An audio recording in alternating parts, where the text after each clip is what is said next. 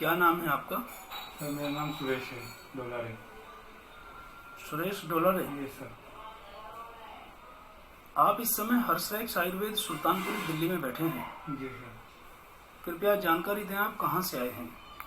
Sir मैं नागपुर से आया हूँ, ट्रेन से। नागपुर महाराष्ट्र? महाराष्ट्र, नागपुर महाराष्ट्र से आया। हाँ। विशाखापट्टनम ट्रेन से मैं और नई दिल्ली उतरा। नई दिल्ली से मैं बस से सुल्तानपुरी आया। इसको हटा लो मास्क को, कोई बात नहीं। सुल्तानपुरी से मैं आज से आपके पास आया सर। तो जैसे आप महाराष्ट्र से आए हैं, तो अभी आपको क्वारंटाइन नहीं किया ट्रेन से उतरने के बाद? नहीं सर, मुझे नहीं किया सर। अच्छा, डायरेक्ट यात्री ऐसे जा रहे हैं? ऐसे डायरेक्ट ऐसे। ओके। और थर्मल स्कैनिंग तो हुई होगी? हाँ वो तो हो गई सर। वो तो चेक किए सर मुझे। गुड। इतनी किस लिए आए हैं आप महाराष्ट्र से?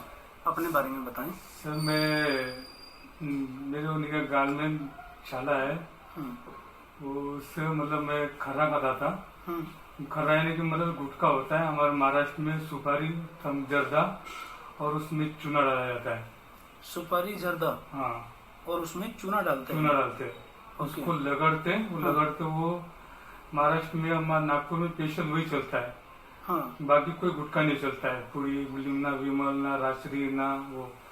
मैंने देखा है वो क्या नाम है उसका, अजय देवगन, उसके बारे में बताता है एड उसका। कैसे वो एड ना सर, क्या नाम बोलता है उसका? वो विमल गुटखे की एड देता है वो। तो विमल गुटखे की जो वो एड देता है, सर इतनी लंबी चौड़ी, सर, तो वो एड से वो वहाँ भी बिकता होगा विमल? सब ने वो महाराष्ट्र गवर्नमेंट ने सब बंद कर दिया वो सब गुटखा सर। अच्छा। राजश्री विमल ये सब महाराष्ट्र गवर्नमेंट ने बंद कर दिए। हाँ। महाराष्ट्र गवर्नमेंट का मतलब जो लोकल जो सुपारी होती है, उसमें जर्दा डालकर उसमें चूना डालकर वही गुटखा बना के बेचते हैं सब, जैसे टपरी में। मैंने कई बार नोटिस किया है कि विमल खाने वाले जितने भी आते हैं यहाँ पर, सर, ज्यादातर लोगों को कैंसर की शिकायत है। तो जितना एड में वो बताता है कि ये खाने से क्या बोलता है पता नहीं, वो उस तरह एड दिखाता है कि वो चीज ज्यादा से ज्यादा बिके। मुझे लगता है कि वो किसी भी रूप से किसी के लिए फायदेमंद नहीं है सर।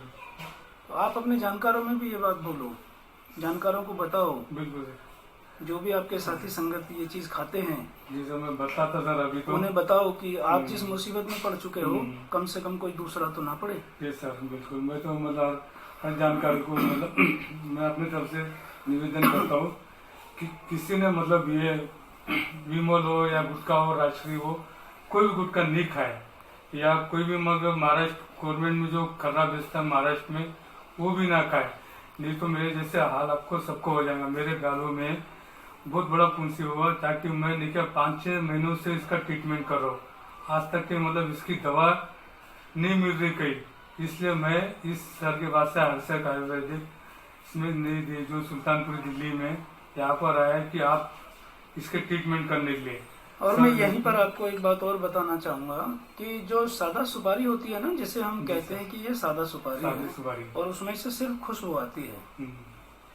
अनेक लोग मेरे पास ऐसे आए हैं जिन्होंने ये कहा है कि हम सादा सुपारी खाते हैं, लेकिन जैसे सादा सुपारी को वो मुंह में रखते थे और जिधर की साइड रखते थे उधर ही उनको जख्म बने हुए हैं, वो भी कहीं से ठीक नहीं हो रहे। ऐसे अनेक लोग आए सादा सुपारी खा करके भी। ये सर मेरा प्रैक्टिकल है, मैं बदला हूँ। हाँ। जो सुपारी खाता ना, जिसमें बारीक बारीक जो चिकनाहट होती है, वो इसमें गालों में या दांतों में फंस जाता है, वो निकलता नहीं। वो जैसा वो गरारे करते है, वो चिपकता अपन सो जाते वैसे, तो उसमें वो घाव बना देता, वो कुछ छाला टाइप बना देता, कुछ छालट से थोड़ा थोड़ा करके ज्यादा फैल जाता है। इसलिए सादा सुपारी भी अपने निकट सेहत के लिए हानिकारक है। कारण कि मेरा प्रैक्टिकल नॉलेज है, मेरे को मैं समझ गया कैसे हुआ क्या नहीं सब। ये आप भी मत खाए सादा सुपारी भी, मेरे सबसे। बहुत अच्छा आपने अपने देश की जनता के लिए संदेश दिया है। बहुत अच्छा लग रहा है सुन करके कि आप कम से कम लोगों को जागरूक कर रहे हैं, इस चैनल के माध्यम से लोगों को बता रहे हैं कि जो आपकी आप बीती है, जिस परेशानी से आप गुजर रहे हैं, कम से कम जो भी आपको सुने वो सावधान हो जाए और इन चीज़ों का सेवन ना करें। ऐसे माता पिता के लिए भी ये संदेश है कि कई माता पिता के सामने उनके बच्चे तोड़ तोड़ के खाते रहते हैं उसको सादा सुपारी समझ के। माता पिता को लगता है कि कोई बात नहीं है, बच्चा है, खा रहा है। ऐसे लोगों को भी सावधान रहने की आवश्यकता है। वो भी सचेत हो जाएंगे। मतलब वो एक दिन वो गुटखा जर्दा खाने लग जाता है। हाँ, या सादा सुपारी को भी अगर लंबे समय खाओगे तब भी वो उसका हैबिचुअल हो जाता है, वो उसे छोड़ नहीं पाता है। और जिस चीज के हम आदी हो रहे हैं, जिस चीज को हम छोड़ नहीं पा रहे हैं, उसमें और ड्रग्स में कोई फर्क नहीं है। सही बात बोले सर। ये मतलब ये चीजें खाने से मतलब छुट्टी भी नहीं। मैं बहुत ट्राई करता था इसको छोड़ने के लिए, नहीं हुई। लास्ट में मुझे मतलब छोड़ना पड़ा इससे मतलब बीमारी से। अभी तो कई यहाँ पर वाइन एडिक्टेड आते हैं जो शराब का सेवन करते हैं लंबे समय से। वो लोग जब अपनी शराब को छोड़ना चाहते हैं, अब वो छोड़ना चाहते हैं क्योंकि वो हर तरह से उब चुके हैं, फाइनेंस कंडीशन ठीक नहीं रही है। पहले जब पीने लगे थे तब 2 पैसे होते थे, और अब पीते पीते आदत ऐसी बन गई है कि पीना जरूरी है। अब पैसे घर में हो या ना हो, लेकिन वो चाहिए। और अगर नहीं पिएंगे घबराहट, बेचैनी, शरीर में कंपन, ये सारी चीजें सामने आने लगती हैं। तो ऐसी स्थिति में कई लोग चाहते हैं कि हम छोड़ दें, लेकिन वो चाह करके भी नहीं छोड़ पाते। क्यों नहीं छोड़ पाते? क्योंकि वो आदी हो चुके हैं। तो इसलिए ये चीजें एक तरह का ड्रग्स ही है। हाँ, जिस चीज को हम छोड़ नहीं पा रहे, गुटखा हुआ, पान तंबाकू हुआ, किसी भी प्रकार का धूम्रपान हुआ, या सादा सुपारी हुआ, खास तौर से बता रहा हूँ, जिसमें केवल खुशबू आती है और उसमें ये लिखा होता है कि जैसे ये पाचन के लिए बहुत अच्छी है ना, खाने के बाद में गैस वगैरह को रिलीज करती है। ये सब वो कुछ भी नहीं है, वो सिर्फ लिखा है, खाली लिखे हुए पर ना जाए। और उसमें बहुत सारे ऐसे गुटखा, पान तंबाकू मैंने देखे हैं जिनके ऊपर कैंसर की पिक्चर छपी होती है, बाकायदा सड़े गले घाव की पिक्चर छपी होती है। फिर भी लोग पता नहीं क्यों खाते हैं। मैं भी आपके साथ साथ ऐसे सभी लोगों से कहना चाहता हूँ, अपने देशवासियों के लिए संदेश देना चाहता हूँ यहाँ आपके साथ साथ, कि कोई भी बच्चा अगर आपके घर में सादा सुपारी समझ करके उसे खा रहा है तो वो एक दिन उसका आदी हो जाएगा, वो उसे छोड़ नहीं पाएगा। और ये छोटी सी बात एक दिन बहुत बड़ी बन जाएगी, खुद उस बच्चे के लिए भी और माता पिता के लिए भी। इसलिए मैं भी सभी देशवासियों से हाथ जोड़ करके ये विनती करता हूँ कि यदि कोई व्यक्ति इस तरह का धूम्रपान करता है तो वो शीघ्र उसको छोड़े। ऐसा करने से आदमी का पैसा भी बचेगा, जान भी बचेगी। नहीं तो बाद में सब कुछ लग जाता है, जितना भी जिंदगी में कमाया हुआ धन है माता पिता का, वो सब लग जाता है। तो अच्छा ये बताइए, आप अब यहाँ पर जो है नागपुर से आए हैं, आपने इसका ट्रीटमेंट लिया कहीं से? सर मैंने इसका ट्रीटमेंट पहले छोटी छोटी क्लिनिक से लिया। हाँ, आमतौर पे जैसे सभी इसी तरह करते हैं। वो दवाई देते थे तो उससे मुझे आराम नहीं बैठा था, तो मैं अच्छा सर्जन के पास गया। अच्छा। उसने भी 1 महीने की दवाई दिया मुझे। हाँ। वो खाया, उसमें मुझे कुछ आराम नहीं पड़ा। लास्ट में मुझे कैंसर हॉस्पिटल में गया मैं, वहाँ से ब्लड चेक किए, वो सारा चेक किए मुझे, वहाँ पर भी रिपोर्ट मेरे नॉर्मल आई है। लास्ट में मेरी उन लोग ने बायोप्सी की है, बायोप्सी भी रिपोर्ट उनको मतलब कंफ्यूज है कि फिर से करना पड़ेगा बोलते आपको बायोप्सी। अच्छा। तो मैं सर सोचा था करने के लिए, लेकिन मैं आपका वीडियो देखता था तो वीडियो से नहीं, बायोप्सी करना बेकार है बोलते, पहले सर को दिखा देंगे हम दिल्ली में जाके आयुर्वेदिक में, उसके बाद देखेंगे। तो मैं आज यहाँ पर आया हूँ सर के पास, पहले तो दवाई लेने के लिए, इसकी ट्रीटमेंट करने के लिए। और मेरे को यकीन है कि सर मुझे ये सुधार देंगे, इसलिए मैं अभी तक के सर के कुछ नहीं, इधर उधर नहीं गया, बायोप्सी करना पहले सर के पास आया हूँ। ठीक है, आप इस समय हर्षरेख आयुर्वेद सुल्तानपुरी दिल्ली में बैठे हैं। मैं भी आपको 15 दिन की या महीने की, जैसा भी आप उचित समझें, दवा दे करके भेजूंगा। उसके बाद दोबारा अगर आप यहाँ ना आना चाहें तो दवाई को आप कोरियर द्वारा अपने घर ही मंगवा सकते हैं। और फिर आप वहाँ से एक वीडियो जारी करके मुझे बताएंगे कि आपको कितना आराम आया। ठीक है, जी सर, बिल्कुल क्योंकि सर। मैं एक बार का वीडियो वो रखता हूँ जब जी मैं सर। शुरू में बात करता हूँ, यस सर। और फिर दूसरा वीडियो इसलिए बनाता हूँ ताकि मुझे पता चल जाए कि इस आदमी को आराम आ रहा है या नहीं। फिर वो भेजे चाहे ना भेजे वीडियो, कोई फर्क नहीं पड़ता। ठीक है, जी सर, बिल्कुल। ठीक है, आपका धन्यवाद।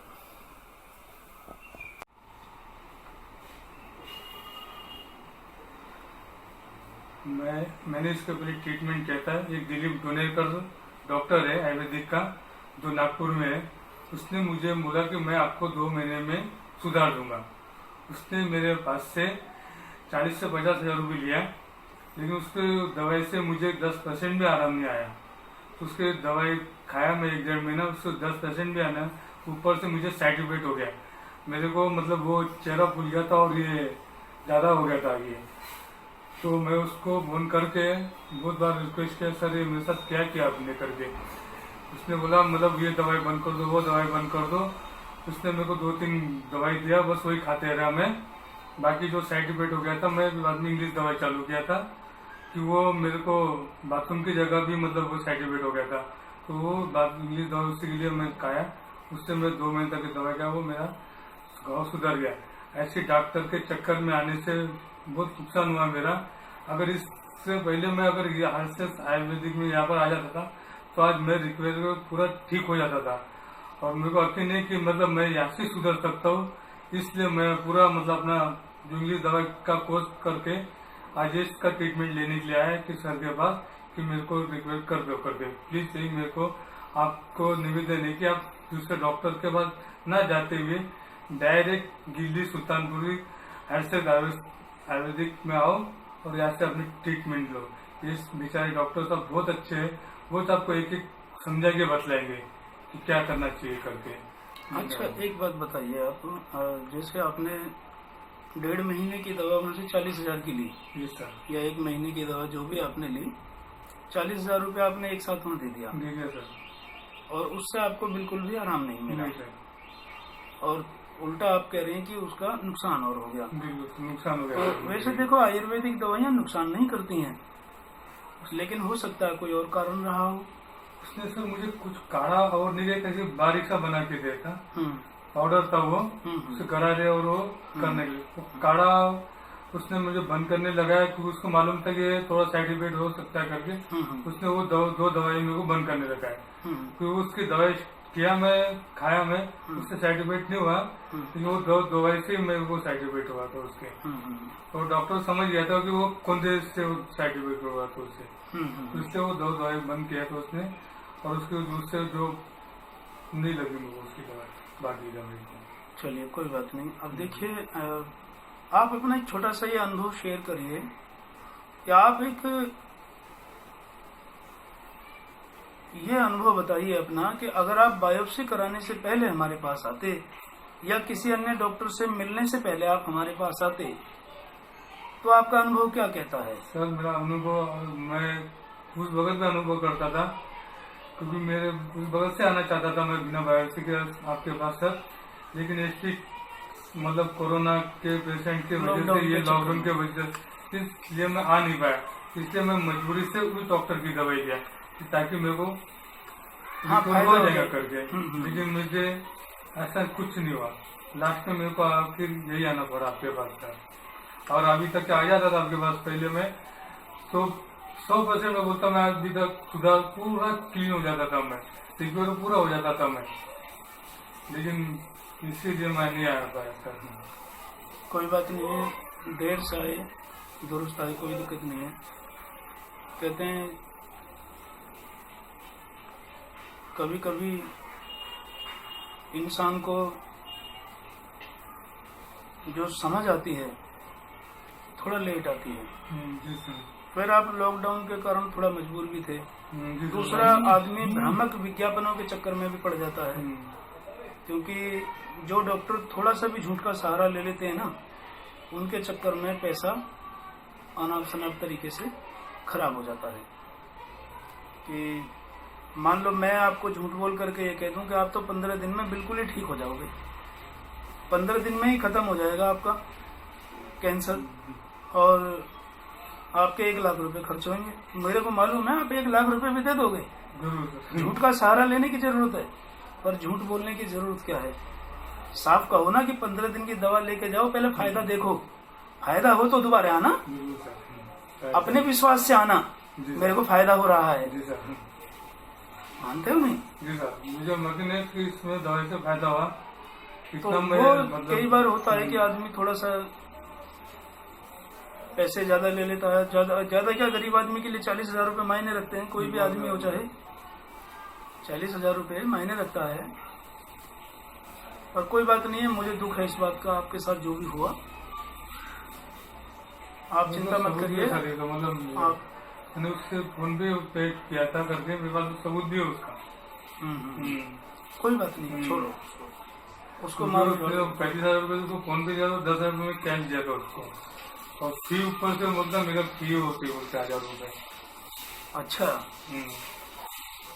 मतलब फीस अभी उसका बाकी बच गया आपकी तरफ। ऐसा डॉक्टर ने मैं। चलिए कोई बात नहीं, मुझे भी दुख है इस बात का, देखिए, और बहुत दुख है कि आपको इस तरह से पैसे ज्यादा ले लिए गए। बेहद दुख है। और पैसे ज्यादा ले लिए गए इसका भी वो नहीं है, कम से कम आदमी ठीक तो हो जाए। हो जाता, लेकिन मुझे ऐसा हुआ नहीं। आपको मतलब ठीक भी नहीं हुआ, अंदर से परेशानी है। कोई बात नहीं है, आप अच्छी जगह आ गए हैं। और मैं तो भगवान से यही दुआ करा कि यहाँ पर कब हो करके, कब यहाँ से ट्रीटमेंट लो। चलो, भगवान ने देखो आपकी सुन ली, ऊपर वाला बहुत बड़ा है, आपको यहाँ पहुँचा दिया। अब जितना भी हो सकेगा मैं आपकी मदद करूँगा। थैंक यू सर, धन्यवाद।